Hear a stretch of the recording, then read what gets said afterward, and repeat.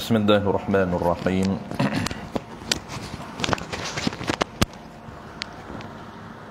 الحمد لله الذي أرسل رسوله بالهدى ودين الحق يظهره على الدين كله ولو كره الكافرون أشهد أن لا إله إلا الله وحده لا شريك له وأشهد أن محمدا عبده ورسوله صلوات الله وسلامه على هذا النبي الكريم وإمام المتقين وقائد الدعاة المجاهدين وعلى آله وأصحابه أجمعين اللهم علمنا ما جهلنا وانفعنا بما علمتنا وجعلنا من المخلصين صلى الله على سيدنا محمد وعلى آله وبارك وسلم والحمد لله رب العالمين أما بعد. Terlebih dahulu marilah sama-sama kita menyatakan setinggi-tinggi kesyukuran kehadrat Allah Subhanahu wa taala kerana dengan limpah kurniaan Allah Subhanahu wa taala kita sekali lagi diberi kesempatan, peluang dan juga kekuatan oleh Allah Subhanahu wa taala untuk kita sama-sama berada dalam majlis ilmu pada malam ini bagi kita menyambung pengajian kitab kita tuan-tuan. InsyaAllah kita akan sambung dalam tajuk syarat sah sembahyang. Kita akan sambung syarat sah yang ke 5, syarat sah yang ke syarat sah yang keempat.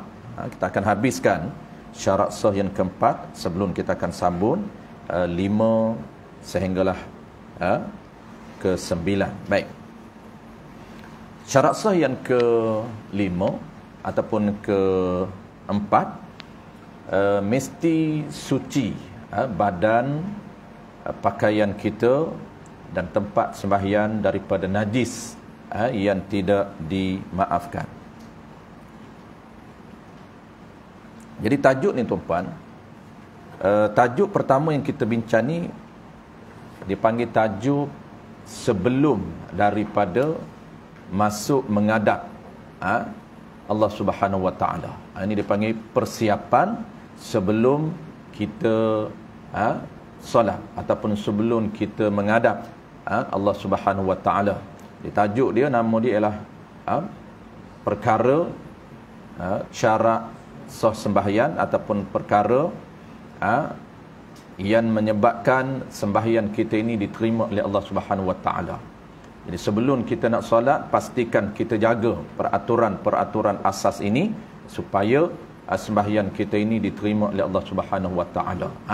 Perkara yang keempat, pastikan sebelum kita takbir, sebelum kita mendirikan solat, pastikan badan kita, pakaian kita, tempat sembahyang kita, 3 ini suci daripada najis yang tidak dimaafkan.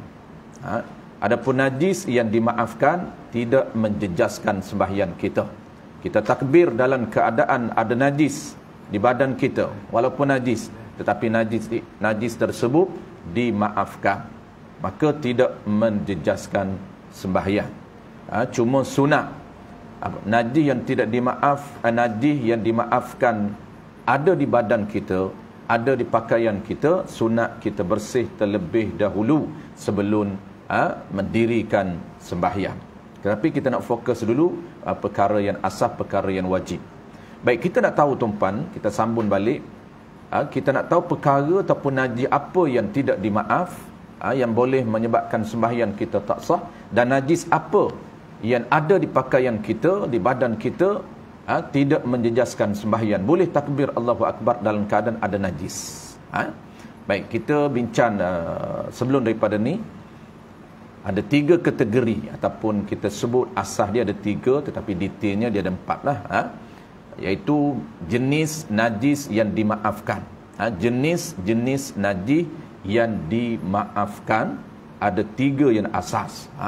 Kalau detail dia ada 4. Yang pertamanya yang telah kita sebut sebelum daripada ni, yang pertamanya najis yang dimaafkan pada sembahyang. Kita ambil yang dimaafkan dulu, supaya kita tahu ada najis ni boleh sembahyang, tak menjejaskan.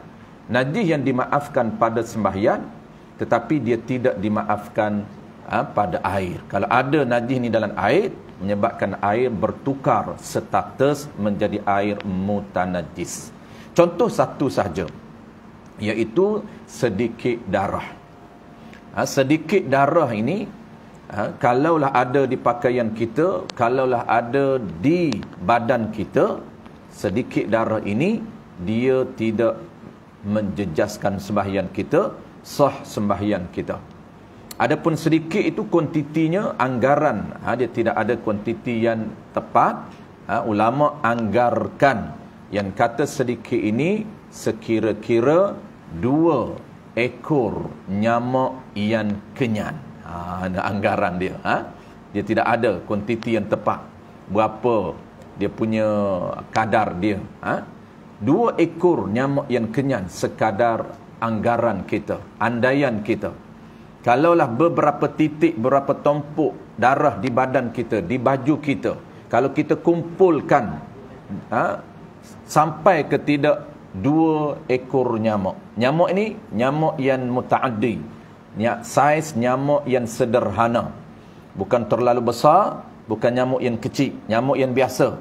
Kalaulah dia gigit kita, penuh dia punya tangki dia. Apabila penuh kemban tangki dia, dia keluar balik darah itu. 2 ekor, semua keluarkan darah. Maka darah itu anggaran kita. Kita boleh anggar sendiri berapa keluasan kadar dia. Maksudnya kalaulah dia duduk di badan kita ataupun duduk di pakaian kita, keluasan dia itu kadar 2 ekor nyamuk yang kenyang, dan dia gigit kita, dia kenyang, tangki dia penuh, dia keluarkan balik darah itu.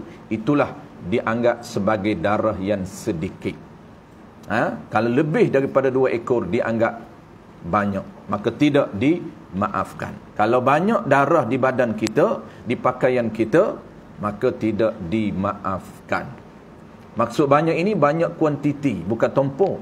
Kadang-kadang banyak titik darah. Nyamuk datang gigit, dia lepas darah sedikit. Dia gigit pula tempat lain, dia lepas darah dia. Tapi lepas darah bukan lepas ke semua, dia lepas sedikit. Maka ada tumpuk-tumpuk darah di baju kita. Walaupun banyak tumpuk, ada 10 tumpuk darah di baju kita. Kalaulah kita kumpulkan 10 tumpuk itu, dapat ke tidak anggaran kita 2 ekor nyamuk yang kenyang.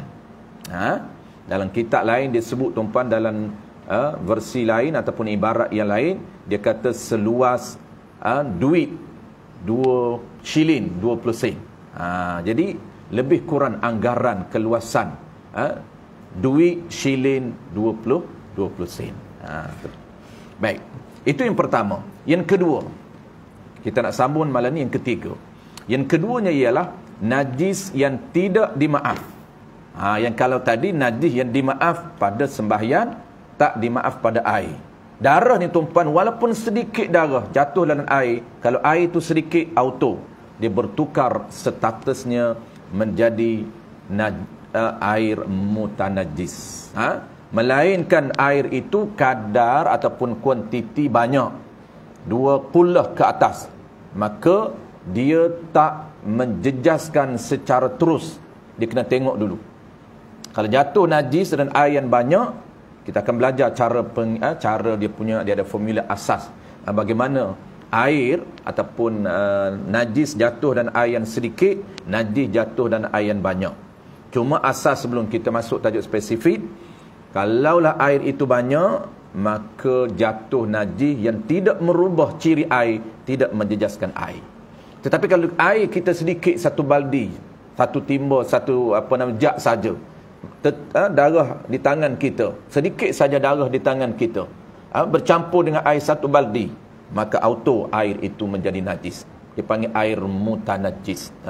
Bukan air najis, dia panggil air mutanajis. Baik. Contoh yang kedua, dia panggil najis yang tidak dimaaf pada sembahyang dan dimaaf pada air. Dia bertukar. Ini penting kita tahu. Contoh dia satu juga, iaitu tiap-tiap bangkai binatang yang spesies darah tidak mengalir sewaktu dia hidup. Dipanggil bangkai binatang. Apabila binatang ni mati saja, jenis binatang ini spesies dia darahnya tidak mengalir ketika dia hidup. Bukan tidak ada darah. Ada darah tetapi jenis darah yang tidak mengalir. Seperti semut, seperti lalat, seperti lipan, seperti cicak. Ini dipanggil spesies binatang yang semasa hidup darahnya tidak mengalir. Maka apabila mati dia dipanggil bangkai, dan bangkai ini tidak dimaaf pada sembahyang tetapi dimaaf dalam air. Lalat mati dan air, tuan-puan, tidak menjejaskan air. Semut mati dan air, boleh kita minum air. 2-3 ekor dah semut mati dan air kita, adakah menajiskan air? Tidak. Dia panggil najis yang dimaaf. Memang dipanggil najis, tetapi najis yang dimaafkan nisbah dalam air. Tetapi yang kita nak fokus di sini, najis ini, semut ini, bangkai semut, bangkai lalat, bangkai kalkatu, dia tak dimaafkan pada sembahyang. Kalau ada dalam poket kita semut walaupun seekor, walaupun halus, dia tak kira nisbah halus, tuan-puan. Dia syarat menilai benda itu bangkai ataupun tidak. Jangan tuan-puan tanya, ustaz, kalau semua halus sekali, dia tak kira halus tak halus. Dia kira diri benda itu adakah dinama bangkai. Kalaulah diri benda itu nama bangkai, halus ataupun besar, tetap dinamakan bangkai, maka dia akan menjejaskan sembahyang kita. Maksud menjejas ini, tak sah sembahyang. Takbir Allahu Akbar, dalam poket kita ada semut mati, walaupun semut itu kecil sahaja. Dahlah seekor, kecil pula, tetap tak sah sembahyang kita. Bukan batal, sembahyang tak sah. Kenapa? Kerana kita tidak memenuhi kriteria yang telah ditetapkan oleh syarak. Sebelum menghadap Tuhan, pastikan clear badan dan pakaian daripada najis yang tidak dimaaf. Tiba-tiba kita takbir dalam keadaan tak clear, dalam keadaan tak bersih, tak suci badan daripada najis yang tidak dimaaf, maka menyebabkan takbir kita statusnya tidak sah ataupun tidak diterima oleh Allah Subhanahu Wa Taala. Itu dia panggil syarat sah. Beza dengan perkara batal. Kita akan bincang akan datang, dan kitab kita ada 21 perkara batal.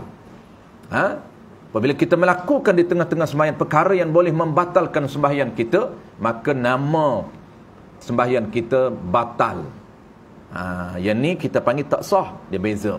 Nisbah sahaja beza. Semua dua-dua tu tak terpakai lah. Sembahyang tak sah tidak dikira, sembahyang batal tidak dikira. Dua-dua wajib qada lain. Cuma nama kita nak tahu mana tempat yang kita panggil tak sah, mana tempat yang kita panggil batal sembahyang kita. Tu. Baik. Yang ketiga, tuan-puan, sambung malam ni. Yang ketiganya ialah najis dimaaf juga. Najis yang dimaafkan pada makan. Tidak dimaafkan pada sembahyang dan juga air. Sebab penting juga ada kaitan. Kenapa? Kerana setengah orang dia kata kalau benda tu boleh makan, takkanlah boleh batal sembahyang. Dia kira andaian dia. Dah benda boleh makan, kita duduk makan lama dah, dia kata takkanlah batal sembahyang.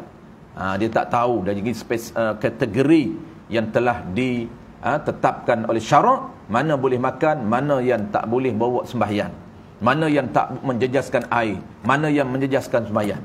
Ni. Jadi kita ulang sekali lagi, tuan-puan, yang ketiga, najis yang dimaafkan pada makan, tidak dimaafkan pada sembahyang dan juga pada air.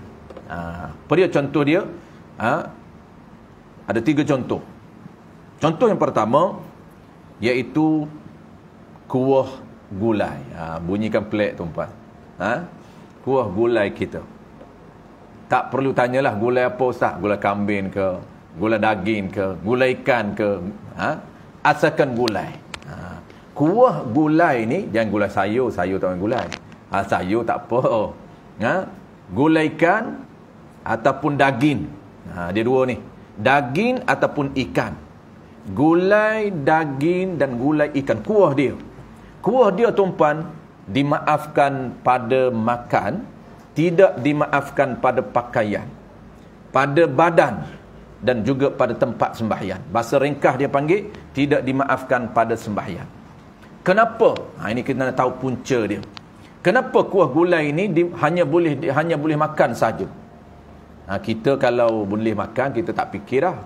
Dari segi analisis syarak, dari segi fakta syarak, bagaimana syarak mengeluarkan hukum punca yang menjadikan status makanan itu hanya dibenarkan makan tetapi tidak dibenarkan pada sembahyang dan juga air, boleh menjejaskan air. Kerana kuah ni tuan-puan, proses dia daging ataupun ayam ataupun ikan. Apabila kita proses mengikut prosedur syarak, maksud kita bersihkan daging, kita bersihkan air ayam, kita bersihkan ikan mengikut prosedur syarak. Kita akan belajar akan datang. Ada 3 langkah bersuci najis. Langkah ini dipanggil prosedur bersuci najis menurut syarak. Kita dah follow. Langkah pertama, kita buang darah, kita buang najis-najis yang ada di daging. Darah ketul ataupun darah yang mengalir, kita buang. Yang kedua, terus dengan basuh. Mula kena buang dulu, buang dengan air, kemudian terus langkah yang kedua basuh. Walaupun langkah pertama kita buang najis itu dengan air juga, ataupun buang dengan tangan kalau darah ketul tu. Yang kedua kita basuh. Basuh langkah ketiga penilaian. Basuh itu langkah ketiga nilai. Kita kena tahu nilai. Macam mana kita nak nilai basuhan kita ini bersih menurut syarak. Ni dipanggil langkah bersuci najis sederhana. Sama saja. Basuh kecil juga dipanggil langkah bersuci najis sederhana. Qada hajat ataupun kita panggil buang air besar, sama juga ada 3 langkah bersuci najis sederhana. Jadi kita kena tahu, nak bersih kita basuh kecil tu mesti follow prosedur yang telah diperuntukkan di dalam kitab taharah.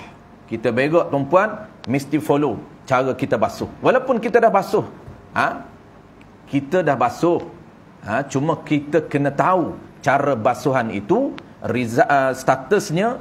Langkah yang ketiga, kita kena tahu nilai. Standard nilai ni tuan-puan, standard nilai kalau basuh najis, syarak tidak memberatkan untuk menilai pada standard yakin. Ini juga kita akan bincangkan datang. Apa maksud yakin, apa maksud standard yang kedua zon, dan apa maksud standard yang ketiga syak. 3 standard di dalam syarak, dalam bab taharah dan dalam bab ibadat. Dalam bab ibadat juga 3 standard diambil kira. Ini indikator dia, penilai. Yang dalam taharah juga diambil kira standard ini. Kita kena tahu. Jadi penilaian tuan-puan, syarak tidak memberatkan kita untuk menilai suci itu menurut standard yakin. Yakin ni kena tengok dengan mata, kena cium di hidung. Nak tahu suci dari sudut ciri warna, kena tengok. Nak tahu suci dari sudut ciri bau, kena cium. Nak tahu suci dari sudut rasa, kena sentuh dan kena letak di lidah. Itu 3 ciri. 3 ciri najis. Dan ketiga-tiga ciri mesti suci, mesti bersih. Maka penilaian pertama yakin, dia panggil apa yakin? Yakin ini kita dapat info, kita dapat maklumat bil musyahadah dengan menggunakan panca indera. Macam mana kita tahu yakin? Macam mana kita tahu kata suci dari sudut warna? Kita tengok dengan mata kita. Macam mana kita tahu yang kata suci dari sudut bau, tak ada najis? Kita cium. Macam mana kita tahu hilang ciri rasa? Kita sentuh ataupun kita letak di lidah. Itu dia panggil penilaian yakin. Tetapi dalam bab bersuci tidak disyaratkan penilaian standard yakin. Kita nilai standard zon. Apa maksud zon? Zon ini dia panggil berat sangkaan hati kita. Anggapan kita, agak-agak kita berat, cenderung kepada suci dengan ada usaha kita. Kalau tidak ada usaha, dia panggil syak. Ini usaha kita. Apa usaha kita? Basuh. Maka basuh kita, maka hati kita rasa berat, kata suci. Tak perlu kita cium, tak perlu kita letak di lidah. Ada tak rasa najis? Tak perlu. Memadai hati kita kata dah bersih dah ni. Basuh berak tuan-puan, nak tengok macam mana? Basuh daging boleh tengok. Basuh daging, basuh ikan nampak darah ni depan ni. Basuh kecil boleh tahan lagi, nampak lagi. Basuh berak tak perlu pakai, takkan nak kena pakai cermin. Jangan pakai cermin. Itu syarat tidak memberatkan. La yukallifullahu nafsan illa wus'aha. Yang kedua, nilai dari sudut bau tak wajib dan tak syarat kita letak di hidung. Cuma ada orang dia jenis wah-wah tuan-puan. Cuba perhati orang yang wah-wah ni, tak puas hati ni, lepas basuh berak dia cium juga. Ini dia tak tahu etika, dia tak tahu syarat penilaian standard mana. Ini bahaya. Dia tak detailkan dari sudut cara bersuci, menyebabkan dia main sedap, main hantam je. Tak puas lah. Betul tak suci ni? Nak tahu betul, nak confirm betul ke tidak, cium lah. Tapi kita herannya dia cium saja satu ciri. Ciri tengok tak tengok pun. Patut nak puas semua, kena bagi puas hati semua tiga-tiga ciri. Kena tengok, kena cium dan kena rasa. Tapi dia cium saja, rasa pun tak. Dia pun tak gamak. Nak letak tangan dia di lidah dia pun tak gamak juga. Ni gen tak puas dia panggil. Gen tak puas ni nama dia was-was. Was-was ni orang tanya, Ustaz, apa hukum was-was? Was-was tidak ada hukum kerana tidak dibincangkan di dalam isu, tidak dibincangkan oleh para ulama kita. Was-was dia tidak termasuk hukum. Kenapa? Kerana was-was ini orang yang tak puas. Itu saja. Baik. Penilaian kita basuh najis tuan-puan. Kita basuh ikam kita. Basuhan kita ini kadar apa dia? Kita tengok mata kita darah dah tak keluar dah. Dah bersih dah darah kita. Dan zon hati kita pun tak perlu cium. Bersih. Ikan kita ni. Kemudian kita masukkan dalam periuk. Ini ringkas, nanti detail kita akan belajar. Prosedur tu, dia detail. Cara nak basuh tu detail. Bagaimana air kena, syarat. Dia ada teknik, basuhan. Jadi ulama telah menetapkan cara basuh. Tapi kita nak cerita dulu. Umum, lepas kita basuh, kita masuk dalam periuk. Lepas masuk dalam periuk, dia keluar darah. Tak perlu basuh lagi. Jangan jadi wah-wah juga. Tengok dalam periuk, keluar darah lagi. Basuh lagi. Walhal sebelum dia masuk dalam periuk, ikan ni tuan-puan ataupun daging ni, dia dah ikut prosedur. Maksud apa? Maksud basuhan dia tu zomnya tak keluar dah. Masuk dalam periuk 2-3 minit, keluar balik darah. Apabila keluar balik darah itu tuan-puan, dan kita masuk air, dia bercampur air tadi dengan darah, dipanggil kuah. Maka darah itu dimaafkan untuk makan. Tak perlu basuh lagi, Sampai hilang. Sampai pucat dah daging tu. Dia basuh lagi, keluar lagi darah, basuh lagi, keluar lagi, basuh darah. Sampai sejam tuan-puan, tak selesai. Itu bahaya juga orang tak tahu etika. Bersuci menurut syariat. Dia main sedap dia. Itu dia panggil melakukan perbuatan mengikut hawa nafsu dia. Tak boleh. Kena ikut etika yang telah ditetapkan. Masuk di dalam periuk, maka keluar darah. Darah itu dimaafkan pada makan. Tetapi ingat, bukan makan darah. Darah yang bercampur dengan kuah. Darah juga tidak dibenarkan makan. Koklah dia kata, oh Ustaz, rupanya darah tu dimaafkan pada makan. Saya minat darah ni, dia kata mani. Dia pun minum darah saja, haram. Maksud dimaafkan pada makan ini, darah yang bercampur dengan air. Sebab tu kita tak panggil darah yang bercampur dengan air. Kok kita rasa pelik, panggil kuah. Dia panggil kuah, okey. Cuma dia kata, kuah apa Ustaz? Kambing. Dia kata, kena kambing. Memang terangkat. Kalau kata darah yang bercampur dengan air, lain macam ni Ustaz. Tak apa nak lalu. Bahasa memainkan peranan. Jadi makna darah yang bercampur dengan air itu ialah kuah. Kuah tu makna dia lah. Apa makna kuah? Kuah ni darah yang bercampur dengan air. Sebab tu jangan maknakan kuah. Bahaya. Baik. Satu contoh tuan-tuan. Jadi gulai ini, kuah gulai dimaaf pada makan, tak dimaaf pada sembahyang. Kalaulah kuah gulai kambing, gulai ayam, tuan-tuan, gulai ikan, lepas kita makan, terkena baju ni. Dia selam pegang sudu. Pegang sudu. Selam dengan baju-baju, jubah-jubah ni. Ni. Lepas tu dia basuh tangan sahaja. Lepas dia bedal nasi sepinggan, kuah kari ataupun kuah kambing, dia basuh tangan sahaja. Kemudian dia solat. Solat dalam keadaan di baju dia ini ada apa? Ada kuah yang belum dia basuh. Ataupun dia basuh tak suci, tak dinamakan bersih. Tetap dinamakan ada najis. Walaupun dia basuh kerana basuhan yang tak bersih. Maka dia takbir Allahu Akbar dalam keadaan di baju dia ada kuah gulai kambing. Tak sah status dia. Bunyi pelik tuan-tuan. Dia kata, makan tadi boleh. Takkan takbir tak boleh? Takbir boleh. Makan pun boleh. Takbir pun boleh. Cuma tak sah. Dia kata makan sah Ustaz. Makan sah lah. Dia tak puas hati. Sebab apa tak puas hati? Dia menggunakan penilai dia akal. Dia kata kalau makan boleh, takkanlah batal sembahyang. Takkan tu dia. Takkan tu penilaian dia. Bukan syarak. Syarak meringankan tuan-puan. Kalaulah syarak memberatkan, tidak dibenarkan makan darah yang bercampur dengan air, memang penat kita tuan-puan. Jadilah gen vegetarian, jadi makan daging, makan sayur saja. Nak makan ikan macam mana? Ikan pun ada darah juga. Nak makan daging macam mana? Daging pun ada darah. Dia kata, bekukan Ustaz, frozen kan. Frozen pun ada darah juga masuk dalam periuk. Memanglah dia beku tu tak ada darah. Sebab tu cara meringankan untuk kita dibenarkan kita makan.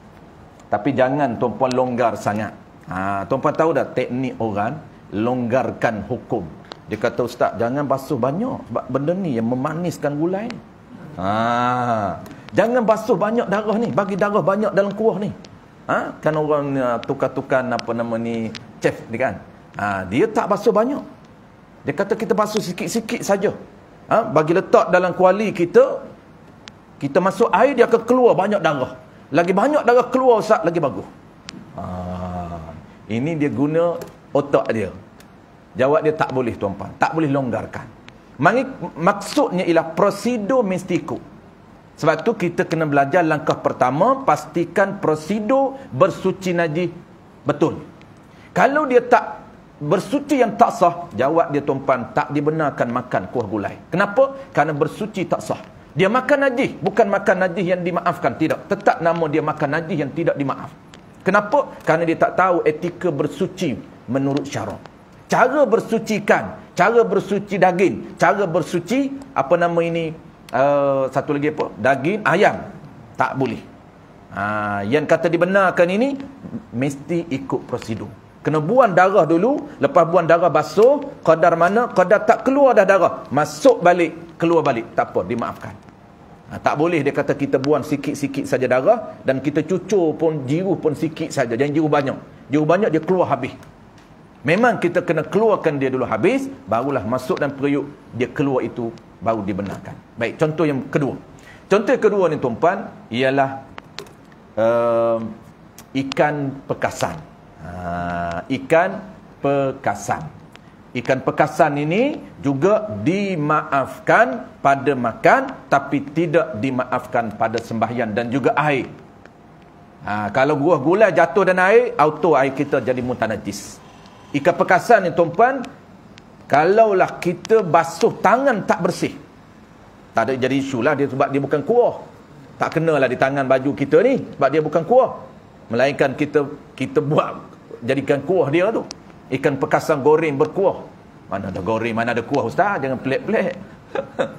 Kalau dah goreng, mana ada kuah? Tak payah contoh kuah lah. Contoh diri ikan pekasan. Tuan-puan, ikan pekasan ni betul-betul dia power bau dia. Jangan suci biasa-biasa. Dia kena bersih betul-betul. Dia power tu. Lebih di mana? Lebih di bauan dia, aroma dia. Aroma tu orang minat. Belum rasa lagi, aroma dia semerbak tu dah terangkat dah kita. Tak kena lagi. Belum bedah lagi. Tak ngap lagi. Bau dia tu pun tak tahan kita. Dia panggil mengacam bau tu. Tak boleh duduk kita, bau dia. Kalau kita makan ikan pekasan, kita bersih tak ikut prosedur, bau masih ada, tak boleh. Melainkan kita bersih,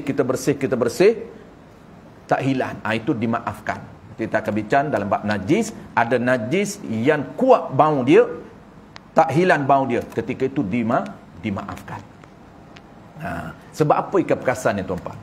Ikat perkasan sebab dia sama dengan contoh, kita rangkumkan contoh ketiga. 3 contoh dia sama. Contoh kedua ikat perkasan, contoh ketiganya ialah budu, cencaluk dan seumpamanya. Tak kisahlah apa dia. Budu, cencaluk, belacan, sebutlah apa pun. Dan seumpamanya. Dan seangkatan dengannya. Seangkatan dengan budu, seangkatan dengan cencaluk, seangkatan dengan belacan. Sebenarnya, budu wa belacan wa cencaluk. Sama, 3 ni, 2 ni, ikat perkasan dengan nombor 3 sama. Sama dari sudut apa? Dari sudut konsep dia. Kenapa boleh jadi haram? Kenapa boleh jadi dimaafkan pada makan saja? Iaitu dia ada 2 sebab. Sebab pertama, orang argue tuan-tuan, dia kata, Ustaz, darah tak ada dah. Budu belacan ni mana ada darah? Kalau kuah dia kata nampak darah, ni bukan pada darah. Isu dia tuan-tuan yang pertamanya ialah nama dia panggil air danur. Ikat perkasan, budu, belacan, cencaluk, dia akan keluar air danur najis. Air danur ni tuan-tuan najis. Kena pakaian kita wajib basuh. Apa dia air danur? Air bisa. Sebenarnya bukan air bisa, tapi nak mudah faham. Air yang keluar daripada bangkai yang melalui proses pereputan. Bangkai ni tuan-tuan, apabila dia melalui fasal beberapa hari, dia repuk, dia akan keluar air ini. Apabila keluar air danur ini, mudah kita panggil air bisa lah. Mudah. Apabila keluar air danur ni, dia akan berbau. Bangkai tu mula bau. Lagi banyak air danur, lagi kuat bau. Lagi banyak air danur, lagi kuat bau. Dan bangkai yang paling teruk bau dia tuan-tuan, bukan bangkai ikan, bukan bangkai lembu, bukan bangkai ayam, tetapi bangkai manusia. Bangkai yang paling teruk bau dia bukan ikan, kita. Sebab tu kita ni tuan-tuan kena kambus dalam tanah ni, sekadar tak keluar bau 7 kaki tu. Kenapa pakai kena 7 kaki atau 5 kaki kena tanam dalam tu? Orang kampung saya panggil kambuh. Ni bahasa kasar. Dia kata kambuh dak lagi jenazah. Kasar bunyi. Dia macam kambuh ayam . Maksud kambuh tanam, dia kata bahasa sama saja. Tanam dah lagi mayat. Ayam tanam dah lagi, tak panggil tanam ayam, panggil apa? Kambuh dah lagi bangkai ayam. Samalah, kambuh dah lagi bangkai haji. Jangan buat macam tu. Jadi lembutkan bahasa dia. Kenapa? Kerana beza ayam bahasa dia. Kambuh dah lagi bangkai ayam. Kan lembut tu. Tak payahlah guna.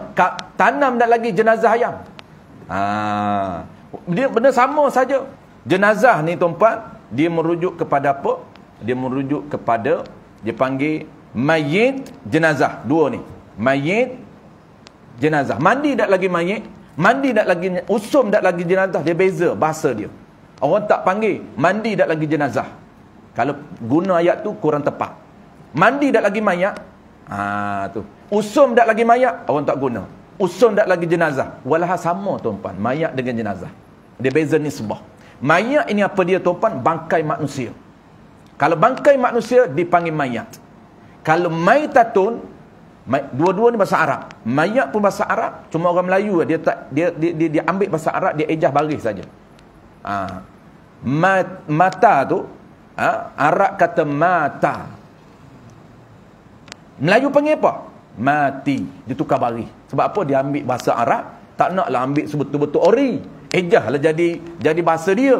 Jadi mati. Dia tukar baris saja. Mati.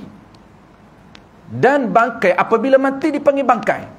Maka bangkai dalam bahasa Arab tuan-tuan, kalau bangkai manusia dipanggil majitun. Mata tadi mati. Kalau dah mati dipanggil bangkai, dipanggil apa? Majitun. Kalau bangkai haiwan dipanggil maitatun. Beza. Sikit je beza. Maitatun bangkai haiwan. Majitun bangkai manusia. Jenazah juga bangkai.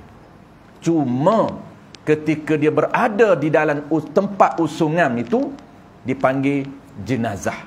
Kita usun mayat tuan letak di atas pengusun, maka dipanggil usun apa? Usun jenazah. Dia bertukar nama dia.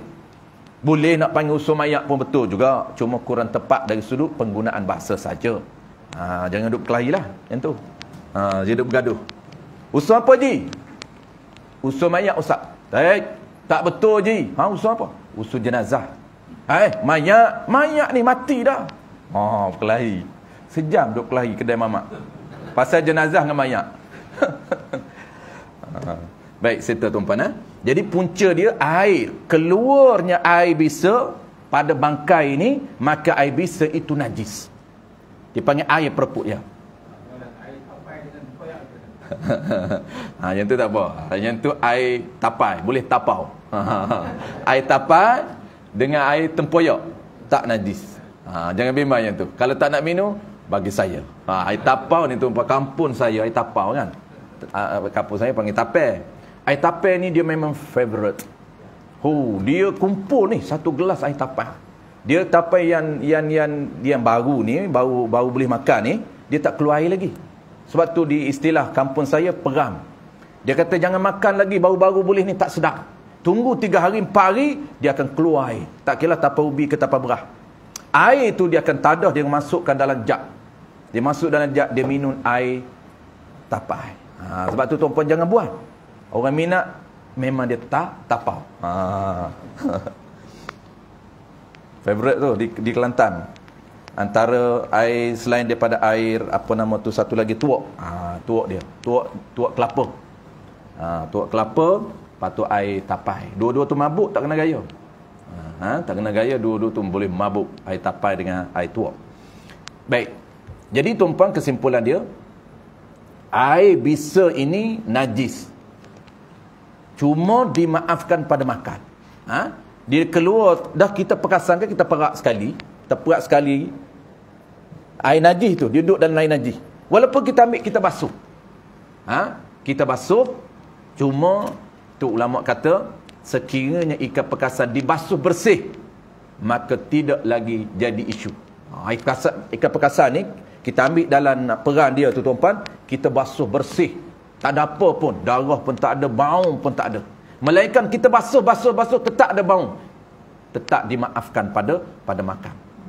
Tetap ada najis. Kenapa? Kerana bau tak hilang. Dia dah meresap dah air bisa itu dalam daging.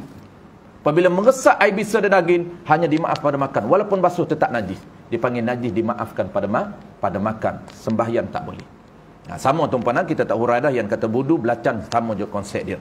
Iaitu dua sebab. Pertama, keluarnya air, dan yang kedua sebab dia ialah keluarnya ikan perkasan ini, dia ada najis dalam perut dia, najis yang tidak dimaaf. Kalaulah daging ikan perkasan kecil, perut dia tuan-puan najis dalam perut dia, tarik dia itu dimaafkan. Dimaafkan pada makan, tapi tidak dimaaf pada sembahyang. Sebab tu kalau ikan tuan-puan besar ni, ikan besar ni kecil saja, boleh makan tanpa buang najis dia. Dimaafkan pada makan. Tak payah kita nak buang. Cuma sunat buang. Ni nak cerita benda wajib ni, cerita kasar-kasar saja. Jangan tuan-puan kata, mana boleh Ustaz, kena buang. Tak maksud kena tu wajib ke sunat? Tak tahulah, tapi kena buang. Tak boleh. Kena di situ ada hukum. Adakah kena buang itu wajib ataupun sunat buang?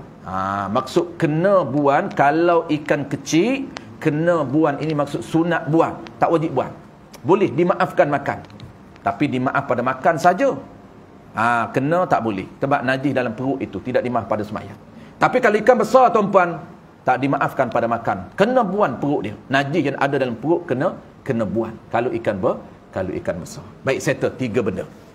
Last kali tuan-puan, sebelum kita tak sempat dah kita nak sambung yang kelima. Baik, sebelum tu insya-Allah bulan akan datang kita akan sambung yang kelima dan juga yang keenam, yang ketujuh. Yang kita nak fokusnya yang ketujuh itu.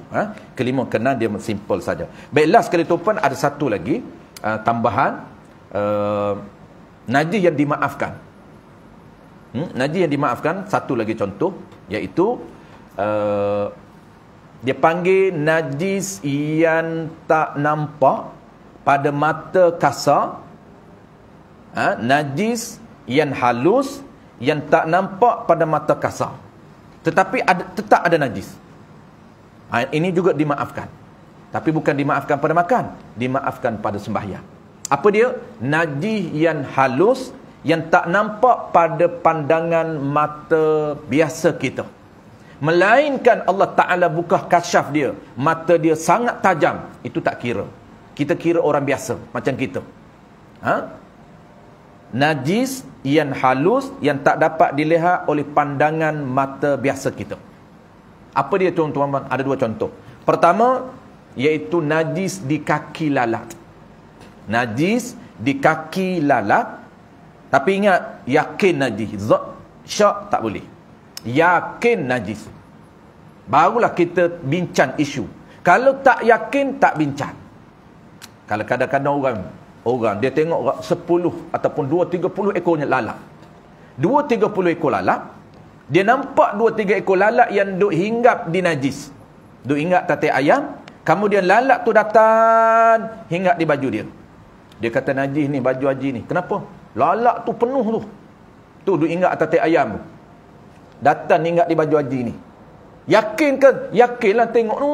Penuh tu. Dia tunjuk hak lain. Hak main hinggap ni yakin ke? Hak tu yang datang main hinggap ni. Tak yakin? Tak yakin tak bincang isu. Tu dalam fiqh tuan-tuan dia ada, dia panggil stroke toe sebelum menjatuhkan hukum. Dia kena disiplin. Pertama apa kita kena tahu dulu. Sebelum nak menjatuhkan hukum, mesti nilai dulu. Adakah yakin najis? Yakin. Baik. Yakin ini kena tengok. Jangan main yakin saja. Ada setengah orang tuan-tuan, dia guna istilah tak betul. Dia masuk tandas, tengok air satu baldi dalam tandas. Maka dia kata tak boleh ni nak guna air ni untuk basuh kencing ni. Kena ambil air lain. Kenapa Ji? Kerana air ni najis. Kenapa najis? Dia kata takkanlah orang duk kencing tak termasuk dalam baldi duk tepi ni dekat sangat ni. Takkan dia kata datang kencing semua elok, ada orang datang kencing berdiri. Haji nampak tak? Tak nampak, takkanlah. Dia duk main takkanlah. Pandai dia jatuh hukum. Takkanlah dia kata kencing tak terperencik masuk dalam baldi duk tadah dekat ni. Ustaz dekat ni. Kemah hujah. Dekat sangat ni baldi ni Ustaz, bayangkan. Dia suruh kita bayangkan.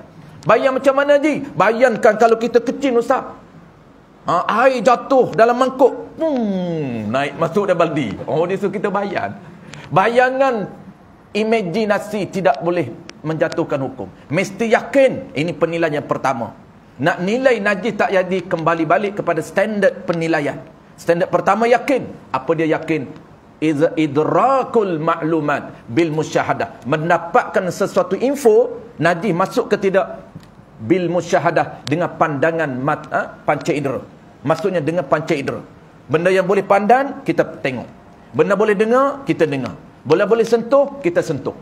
Nampak tak najis tu masa kita kecil dia terpantuk dalam? Tak nampak. Tak nampak. Baldi air yang dalam baldi dihukumkan suci. Takkan? Jangan takkan Ji. Jangan bincang takkan. Tak puas hati dia.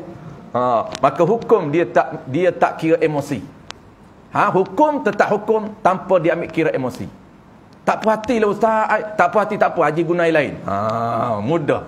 Dia tak boleh panjang tu pun. Habis masa layan. Tak puas hati, haji jangan guna. Tapi haji tak boleh menghalang orang lain guna. Ada setengah tuan-tuan biasa saya dengar, sebab tu saya cerita ni. Saya dengar announcement, dia kata, untuk makluman semua jemaah, jangan bermudah-mudah masuk tandas kencing, kemudian guna air yang dalam baldi untuk basuh kencing. Tak sah kencing tuan-puan. Dia pandai hukum orang basuh kencing tak sah. Bahaya. Saya biasa dengar pengumuman daripada siapa, saya tak tahulah AJK ke siapa. Dia kata jangan mudah-mudah menggunakan air yang berada dalam baldi itu, kerana air itu belum tentu suci. Jangan guna. Pas nak guna apa? Buka air pipe lah dia kata. Air dia buat apa air dalam tu? Baik jangan simpan air. Bahkan sunat tuan-tuan dalam hukum fiqah, sunat hukum fiqah kita sediakan air sebelum istinja. Sebelum kencing dan berak, sediakan air dulu. Jangan kencing kemudian baru cari air. Jenuh kita, kencing kena ke air tak ada. Tak apa lagi, kencing boleh keluar lagi. Berak boleh keluar. Dia kata Ustaz tak apa nak cari air kat mana. Jangan berak dulu baru cek air. Sunat cek air dulu, barulah kita kencing dan berak. Baru dia tak kacau. Baik. Satu contoh tuan-tuan, kembali balik. Kita dah lewat. Contoh dia, di kaki lalat. Yakin Yakin. Apa dia yakin ni? Kita tengok lalat tu. Jangan lalat lain. Ada 10 ekor lalat. Seekor je yang hinggap di tahi tu. Jangan bertukar. Kalau bertukar, tak boleh nak hukum. Tak tahu lalat mana hak datang. Tak tahu suci je. Bukan Islam mudah saja. Tapi jangan bermudah-mudah. Ada orang pula dia kata Islam ni mudah. Sehingga dia bermudah-mudah. Tak boleh. Mudah tapi dia ada batas-batasnya. Islam tidak memberatkan umat dia untuk melaksanakan suatu benda. Sebab tu dia ada panduan hukum. Jadi yakin seekor ni nampak duk atas tai ayam, kemudian dia datang hinggap di baju kita. Yakin? Ya, yakin. Di kaki lalat nampak dah najis? Tak nampak. Melainkan ada lalat besar, tuan-puan nampak, yang tu najis tak dimaaf. Dia hinggap atas tai ayam, tuan-puan, tai ayam pula hak munah, hak moneh. Hak lembat-lembat tu. Nampak dah lah lalat besar. Datang hinggap ni, ustaz kata dimaafkan. Dah lah orang cerita dimaafkan, tak nampak di kaki tu. Bukan dimaafkan lalat yang hinggap. Dia tak faham, dia tak dengar jelas. Kita kata contoh dia najis di kaki lalat. Najis apa dia? Najis yang tak nampak pada pandangan mata. Bukan lalat yang hinggap atas najis dimaafkan. Silap faham. Dia tengok lalat besar hinggap atas najis, kemudian datang lalat tu lah datang di baju dia. Nampak seketul di kaki lalat najis tu. Dimaafkan. Ni tak betul juga. Tak betul nombor 2 tuan-puan. Memang tak nampak. Maksud tak nampak apa? Yang pertamanya tak nampak, yang keduanya tak tahu, tak yakin lalat mana. Kedua-dua ni tak betul. Yang betulnya yakin lalat ni, tapi di kaki dia tak nampak, datang hinggap di baju kita, dimaafkan. Tu dia panggil najis yang halus, yang tak nampak pada pandangan mata. Walaupun dalam kitab Furu'ul Masail, dalam kitab dia panggil kitab yang kedua Syekh Zainuddin I'anatul Talibin dan Sulam Musibiyah pun sebut, walaupun najis itu najis mughallazah. Walaupun tuan-puan najis mughallazah, maksud apa? Lalat ni dia hinggap di daging babi. Dihinggap di daging babi yang gantung tuan-puan, daging babi sebelah, daging lembu sebelah. Ni kalau boleh di petani. Sebab tu Furu'ul Masail ni penulis dia orang petani. Jadi real, dia cerita secara pengalaman, secara praktikalnya, boleh tak boleh. Nak pergi beli daging lembu, di sebelah ini orang jual, kalau di sana dia panggil kerbau kaki pendek. Belah-belah petani, belah Kelantan. Dua-dua dekat saja dia jual. Tiba-tiba kita nampak seekor lalat memang dia hinggap di daging babi. Kemudian datang, terbang pula singgah. Singgah dia apa? Daging lembu. Lembu mana? Lembu hak kita nak beli ni. Daging hak kita nak. Jangan cerita daging hak kita tak nak beli. Tak payah cerita yang tu. Ni sekilo ni saya nak beli ni. Dah timban siap dah. Tiba-tiba datang dia hinggap di daging yang saya dah timban siap. Adakah daging itu najis? Tak. Walaupun mughallazah, tak najis, dimaafkan. Dan last sekali tuan-puan, yang kedua, yang terakhirnya, yang kedua dia ada 2 contoh saja, iaitu wak.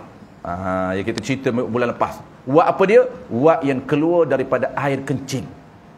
Wak yang keluar daripada air kencing ketika mana kita kencing pada waktu pagi. Kan nak tahu sehat tak sehat, kencing pagi keluar dah wak. Tak keluar dah ustaz, tua. Tak apalah. Lagi senang, tak ada wak dah. Kita kecin, orang dulu tuan-puan, dia kecin ni dengan kain ni. Kain, dia selok kain je. Selok kain, kencin. Dia tak buka kain pun. Dia selok kain, dia kecin, tak boleh nak tunjuk lah tuan-puan. Nanti ustaz, tunjuk lah. Jangan tunjuk. Selok kain, kemudian dia kecin, dia naik wak.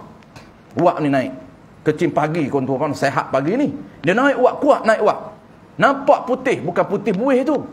Itu najis. Putih buih najis, percik tu, percik najis. Jangan. Yang percik di kain najis. Yang naik buih tu najis. Bukan buih, apa dia? Wak. Kan kita macam buat kopi panah, kan dia nampak tuan-puan naik kan, naik wak panah. Wak ni pagi ni dia naik sampai ke habis ke baju kita, kain kita ni. Adakah kain kita ini najis? Jawab dia tidak. Dimaafkan. Kenapa? Kerana wap itu naik, walaupun wap najis, air kecil kita dimaafkan. Kenapa? Kerana tak nampak pada pandangan. Hanya nampak wap saja. Wap ni tuan, dia bukan material, bukan jirim. Tapi kalau nampak jirim najis, nampak diri najis, tak dimaafkan. Apa dia diri najis? Buih. Tak dimaafkan. Apa dia diri najis? Pantulan. Kecil saja, air kecil. Tak dimaafkan. Tapi ini bukan diri. Bukan air. Hanyalah asap. Macam asap saja. Itu dimaafkan. Wallahu a'lam. InsyaAllah tuan-tuan kita akan sambung bulan depan syarah sah yang kelima, ketika mana sebelum kita menghadap Allah Subhanahu wa taala. Bismillahirrahmanirrahim.